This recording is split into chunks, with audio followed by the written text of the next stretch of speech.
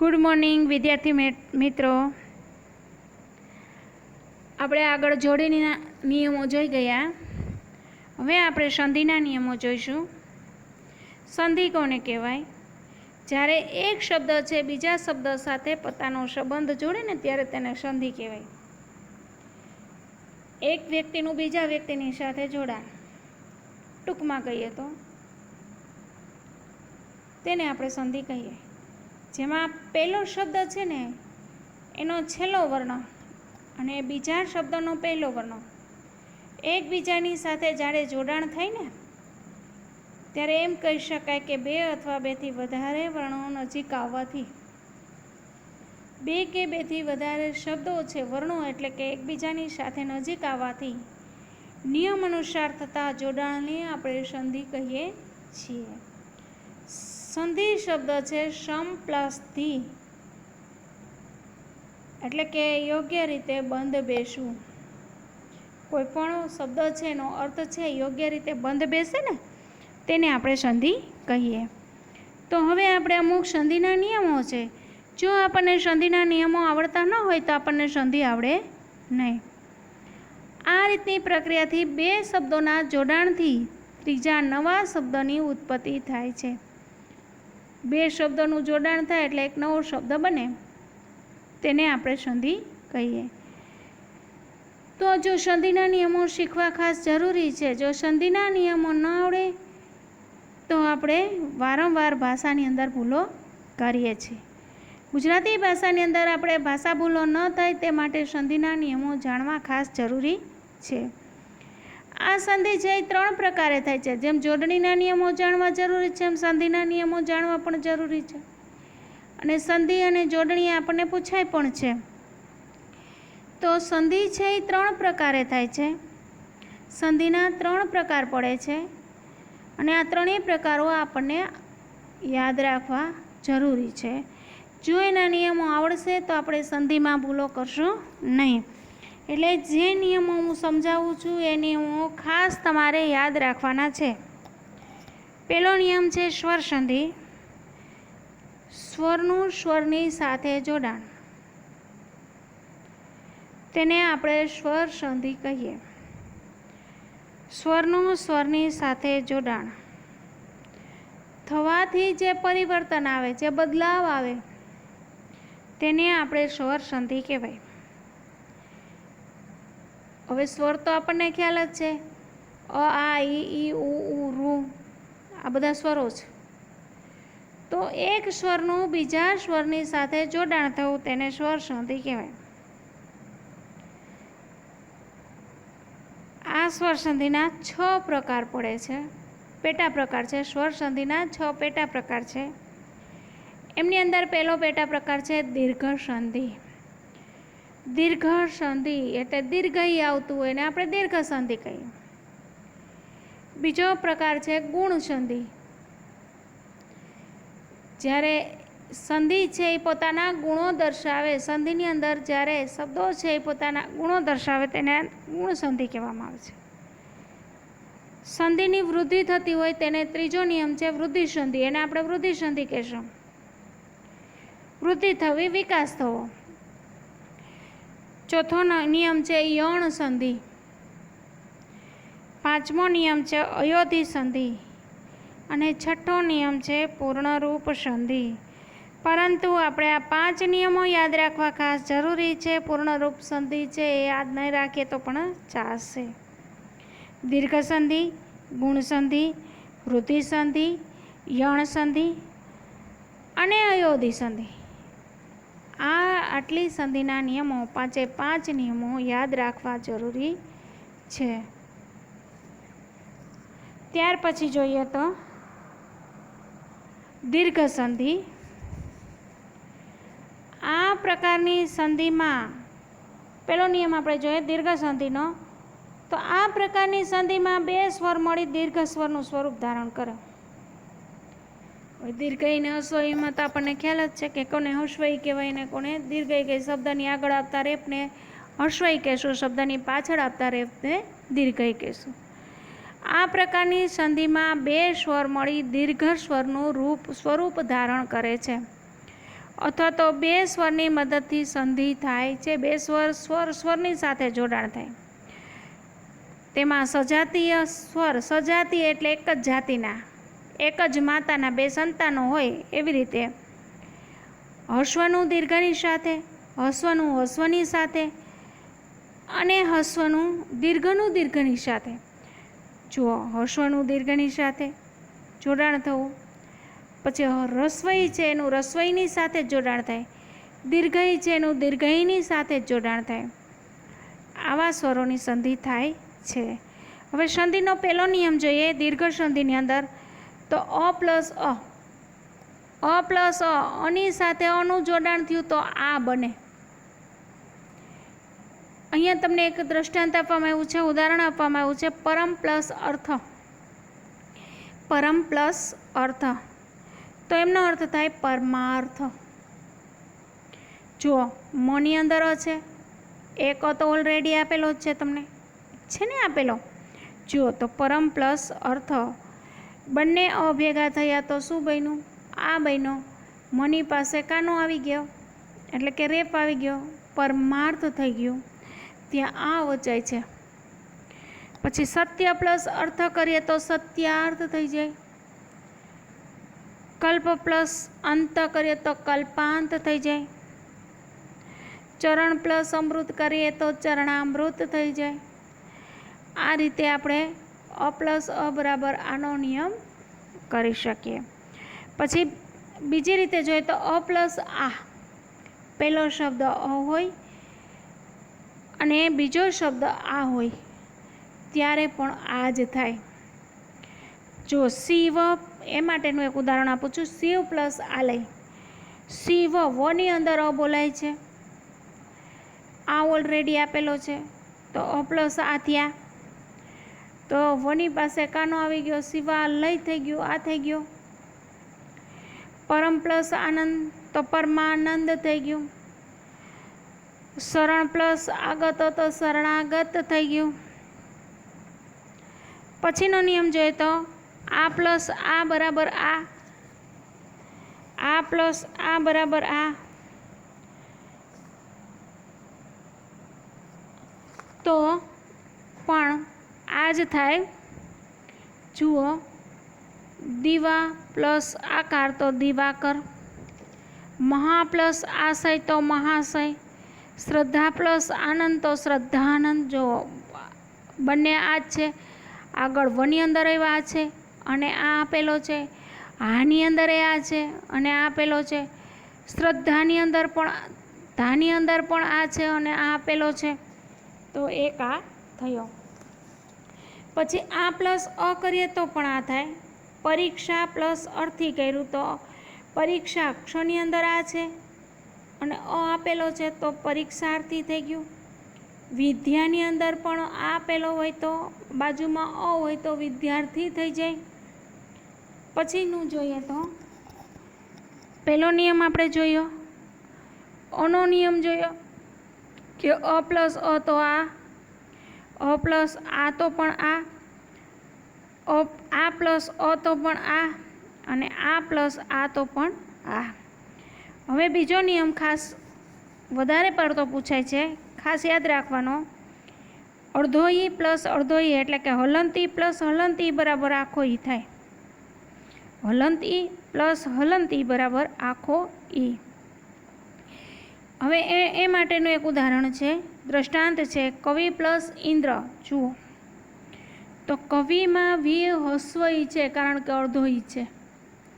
વીમાં વ હસ્વ ઈ છે એટલા માટે રસ્વ ઈ છે કે એમાં અડધો ઈ છે, અને ઇન્દ્રમાં પણ અડધો ઈ છે, તો આખો ઈ બન્યો એટલે વી દીર્ઘ ઈ થઈ જાય. પછી જ્યોતિન્દ્ર, તો જ્યોતિમાં તી હસ્વ ઈ છે પ્લસ ઇન્દ્ર ઈ તો જ્યોતિન્દ્ર થઈ ગયું. પછી ઈ પ્લસ ઈ બરાબર આખો ઈ, તો ગી પ્લસ ઈસ આપ્યું છે તો ગિરીશ. પછી ક્રુ પ્લસ ઈસ તો કૃપીશ. પછી આખો ઈ પ્લસ આખો ઈ તો પણ આખો ઈ. જો સતીશમાં તી દીર્ઘઈ છે અને ઈ પણ દીર્ઘઈ છે તો સતીશમાં તી દીર્ઘઈ થશે. જાનકીમાં કી દીર્ઘઈ છે અને ઈ પણ દીર્ઘઈ છે તો જાનકી સ પણ દીર્ઘઈ થશે. હવે આખો ઈ પ્લસ અડધો ઈ બરાબર પણ આખો ઈ થાય. તો પૃથ્વી પ્લસ ઇન્દ્રમાં વીમાં દીર્ઘઈ છે. જો પૃથ્વી વી છે એ દીર્ઘઈ છે અને ઈ છે એ હસ્વઈ છે, તો દીર્ઘઈ અને હસ્વઈ બંને ભેગા થયા તો દીર્ઘઈ થયો. તો પૃથ્વીન્દ્રમાં પણ વી છે એ દીર્ઘઈ થાય. મહેન્દ્રમાં પણ હી દીર્ઘઈ છે, ઈ હસ્વઈ છે, તો બંને ભેગા થયા તો મહેન્દ્ર બન્યું. હવે આ બીજો નિયમ જોઈએ આપણે. પહેલો અનો નિયમ જોયો, બીજો ઈનો નિયમ જોયો, ત્રીજો ઉનો નિયમ જોશું. ઉ પ્લસ આખો ઉ બરાબર આખો ઉ. જો સંધુર્મીમાં ધુ છે એ અડધો ઉ છે એટલે હસ્વઈ છે. જો ધુ છે એ હસ્વઈ છે, હંમેશા અડધો ઉ હોય એટલે હસ્વઈ થાય. અને બીજો ઉ છે એ આખો છે તો સંધુર્મીમાં ધુ છે એ દીર્ઘઈ થઈ જાય. સિંધુર્મી લખું છે તો સિંધુર્મીમાં ધુ હસ્વઈ છે, તો સિંધુ પ્લસ ઉર્મી કર્યું તો સિંધુર્મીમાં ધુ છે એ દીર્ઘઈ થઈ જાય. ખાસ યાદ રાખવાનું. પછી આખો ઉ પ્લસ અડધો ઉ બરાબર પણ આખો ઉ જ થાય. વધુ પદ પ્લસ ઉત્સવ. જો વધુ પ્લસ ઉત્સવ, વધુ છે એ દીર્ઘઈ છે કારણ કે આખો ઉ છે અને ઉત્સવમાં ઉ અડધો છે તો વધોત્સવ, ધુ દીર્ઘઈ જ રહેશે. સ્વયંભૂ પ્લસ ઉપપદ, તો સ્વયંભૂ પદ ભૂ છે એ દીર્ઘઈ છે તો સામે સંધિમાં પણ ભૂ દીર્ઘઈ જ રહેશે. હવે આખો ઉ પ્લસ આખો ઉ તો પણ આખો ઉ જ થાય. ભૂ પ્લસ ઉર્જિતમાં ભૂ જો દીર્ઘઈ છે, ઉ પણ દીર્ઘઈ છે તો ભૂર્જિત પણ દીર્ઘઈ જ રહે. ભૂ પ્લસ ઉધર્વ તો ભૂધર્વ પણ દીર્ઘઈ જ રહે, ભૂ દીર્ઘઈ જ રહેશે કારણ કે બંને ઉ છે એ દીર્ઘઈ છે. તો ખાસ યાદ રાખવાનું, હસ્વઈ હોય તો દીર્ઘઈ થાય પરંતુ દીર્ઘઈ હોય તો દીર્ઘઈ જ રહે.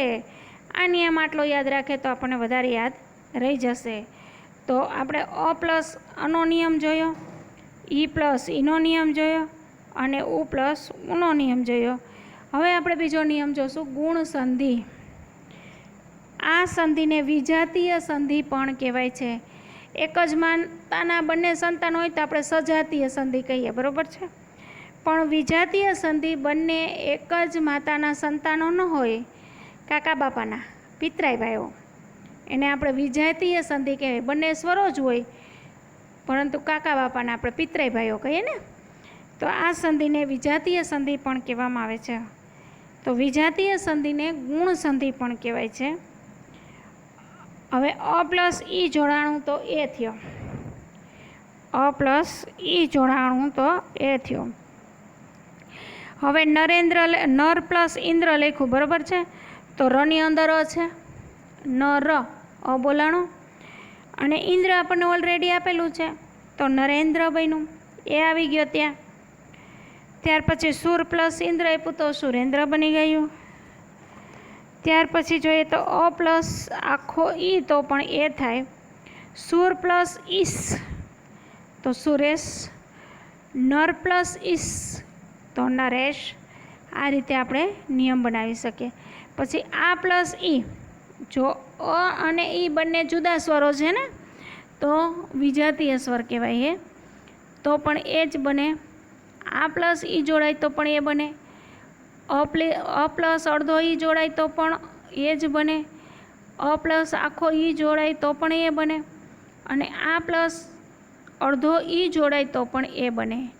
તો એ માટે જોઈએ તો મહા પ્લસ ઇન્દ્ર તો મહેન્દ્ર. કલ્પ પ્લસ ઈચ્છ તો કલ્પે છ. આ રીતે આપણે બનાવી શકીએ. પછી આ પ્લસ આખો ઈ જોડાય તો પણ એ બને. તો મહા પ્લસ ઈસમાં જો હમાં આખો ઈ છે તો મહેશ. રમા પ્લસ ઈસ તો પણ રમેશ. હવે જોઈએ તો મહા પ્લસ ઈશ તો મહેશ, રમા પ્લસ ઈશ તો રમેશ. પછી જોઈએ તો અ પ્લસ અડધો ઉ તો આ બને. અ પ્લસ અડધો ઉ જોડાય તો આ બને. સૂર્ય પ્લસ ઉદય તો સૂર્યોદય. પછી સર્વ પ્લસ ઉદય તો સર્વોદય. ઓ બની ગયો. ખાસ યાદ રાખવાનું, અ પ્લસ અડધો ઉ જોડાય તો ઓ બને. સૂર્ય પ્લસ ઉદય તો સૂર્યોદય. સૂર્ય પ્લસ ઉદય તો સર્વ પ્લસ ઉદય તો સર્વોદય. એટલે અ પ્લસ અડધો ઉ જોડાય તો ઓ બને. અ પ્લસ આખો ઉ જોડાય તો પણ ઓ બને. અ પ્લસ આખો ઉ જોડાય તો પણ ઓ બને. એ માટેનું એક ઉદાહરણ જોઈએ.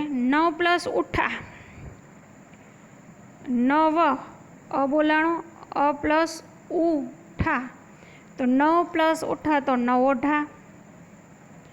નવોઠા. 9 પ્લસ ઉઢા તો નવોઢા. 9 પ્લસ ઉઠા તો નવોઠા. પછી છે સૂર્ય પ્લસ ઉષ્મા તો સૂર્યોષ્મા. એટલે ટૂંકમાં અ પ્લસ આખો ઉ જોડાય તો પણ ઓ થાય, અ પ્લસ ઉ જોડાય તો પણ ઓ થાય. હવે આ પ્લસ ઉ જોડાય તો પણ ઓ થાય. આ પ્લસ અડધો ઉ જોડાય તો પણ ઓ થાય. મહા પ્લસ ઉત્સવ તો મહોત્સવ. ગંગા પ્લસ ઉદક તો ગંગોદક. ત્યાર પછી જોઈએ તો આ પ્લસ આખો ઉ જોડાય તો પણ ઓ થાય. મહા પ્લસ ઉરુ તો મોરું. ગંગા પ્લસ ઉર્મી તો ગંગોર્મી. આ રીતે આપણે જોડાણ કરી શકીએ. ત્યાર પછી જોઈએ તો અ પ્લસ રૂ બરાબર અર થાય. અ પ્લસ રૂ જોડાય તો અર થાય. દેવ પ્લસ ઋષિ તો દેવર્ષિ. જો ર વ ર ત્યાં શું બોલાણું? ર બોલાણો, દેવર્ષિ. સપ્ત પ્લસ ઋષિ તો સપ્તર્ષિ.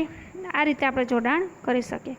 પછી આ પ્લસ રૂ જોડાય તો પણ અર જ થાય. અ પ્લસ રૂ જોડાય તો અર થાય. અને આ પ્લસ રૂ જોડાય તો પણ અર થાય. મહા પ્લસ ઋષિ તો મહર્ષિ. મહા પ્લસ ઋષિ તો એમનો અર્થ થાય મહર્ષિ. પછી જોઈએ તો રાજા પ્લસ ઋષિ તો રાજર્ષિ. આ રીતે રાજાર્ષિ, રાજર્ષિ આ રીતે આપણે જોડી શકીએ. તો આ થયા વિજાતીય સંધિના રૂપો. અને વિજાતીય સંધિને ગુણ સંધિ પણ આપણે કહીએ છીએ. તો વિજાતીય સંધિના બીજો નિયમ છે, વિજાતીય સંધિને આપણે ગુણ સંધિ પણ કહી શકીએ. હવે આપણને ખ્યાલ આવી ગયો હશે કે વિજાતીય સંધિની અંદર આપણે પછીનો નિયમ જોઈએ તો વૃદ્ધિ સંધિ. વૃદ્ધિ સંધિ કોને કહેવાય? તો કે અ પ્લસ એ બરાબર અય થાય. સંધિમાં જેની વૃદ્ધિ થતી હોય, એક રેપ હોય તેમાંથી 2 રેપ બને, એને વૃદ્ધિ કે થઈ કહેવાય ને. તો અ પ્લસ એ બરાબર અય થાય. જુઓ, એક જ રેપ આપેલો છે, એની અંદર એના ડબલ રેપ થયા, અય થયું. એક 2 રેપ છે, 1 થયા તો 1 1 થયું. આ પ્લસ એ જોડાય તો પણ એ જ થાય. અ પ્લસ એ જોડાય તો પણ એ, અને આ પ્લસ એ જોડાય તો પણ એ. સદા પ્લસ એવ તો સદેવ. અ પ્લસ એ જોડાય તો પણ એ. મત પ્લસ એક્ય તો મૈતક્ય. આ રીતે આપણે જોડાણ કરી શકીએ. પછી આ પ્લસ અય જોડાય તો પણ અય જ થાય. મહેશ્વર્ય. મહા પ્લસ ઐશ્વર્ય તો મહેશ્વર્ય. અ પ્લસ ઓ જોડાય તો ઔ. સુંદર ઓદન તો સુંદરોદન. પછી અ પ્લસ ઓ તો પણ ઔ જ થાય. પરમ ઔષધ તો પરમૌષધ. આ પ્લસ ઓ જોડાય તો પણ ઔ થાય. ગંગા પ્લસ ઓજ તો ગંગોજ. પછી આ પ્લસ ઓ જોડાય તો પણ ઓ જ થાય. મહા ઔષધ તો મહોષધ. મહોષધ એવો અર્થ થાય. આ રીતે આપણે વૃદ્ધિ સંધિ પણ દર્શાવી શકીએ. અ પ્લસ એનું જોડાણ કરીએ તો પણ અય થાય. આ પ્લસ એનું જોડાણ કરીએ તો પણ અય થાય. અ પ્લસ અયનું જોડાણ કરીએ તો પણ અય થાય. આ પ્લસ એનું જોડાણ કરીએ તો પણ એ થાય, આ પ્લસ ઓનું જોડાણ કરીએ તો પણ અ થાય, અ પ્લસ અનું જોડાણ કરીએ તો પણ અ થાય, અને આ પ્લસ ઓનું જોડાણ કરીએ તો પણ અ થાય, આ પ્લસ અનું જોડાણ કરીએ તો પણ અ થાય. ખાસ યાદ રાખવાના વૃદ્ધિ સંધિના નિયમો. હવે ત્યાર પછીનો નિયમ છે યણ સંધિ. આ પ્રકારની સંધિમાં સ્વરોનું પરિવર્તન થઈ જાય, ફેરફાર થઈ જાય. વ્યંજનમાં યર લવમાં થાય છે. યર લવ શું છે? તો યર લવ વિદ્યાર્થી મિત્રો આપણે જોઈએ તો યર લવ છે તે વ્યંજન છે. આ વર્ણોને પાણીની પણ કહેવાય, એટલા માટે આ સંધિને યણ સંધિ પણ આપણે કહીએ છીએ. હવે આ યણ સંધિના નિયમોની અંદર આપણે જોઈએ તો ઈ પ્લસ અનું જોડાણ થાય ને તો યતિશનો ય બને. જો બંને વિરોધી સ્વરો છે, ઈ પ્લસ અ થયું તો એનું શું બન્યું? યતિશનો ય. પેલું છે યદી પ્લસ અપી, યદી પ્લસ અપી. યદી દી ઈ બોલાણો, દી છે એ હસ્વઈ છે એટલે ઈ બોલાય, અને અ આપણને ઓલરેડી આપેલો જ છે તો યદી પ્લસ અપી એટલે યદ્યપી. શું બન્યું? યદ્યપી. પછી છે યતિ પ્લસ અંત. જો ખાસ આ સંધિ પૂછાય છે યતિ પ્લસ અંત, તો તી છે એમાં ઈ સમાઈ ગયો છે, ઓલરેડી આપેલો છે તો અત્યંત બન્યું. ઈ પ્લસ આ તો યા બન્યું, ઈ પ્લસ આ તો યા બન્યું. ઇતિ પ્લસ આદિ તો ઇત્યાદિ. ઇતિ પ્લસ આચારો તો અત્યાચારો, અત્યાચારો. આ રીતે આપણે સંધિના નિયમો બનાવી શકીએ.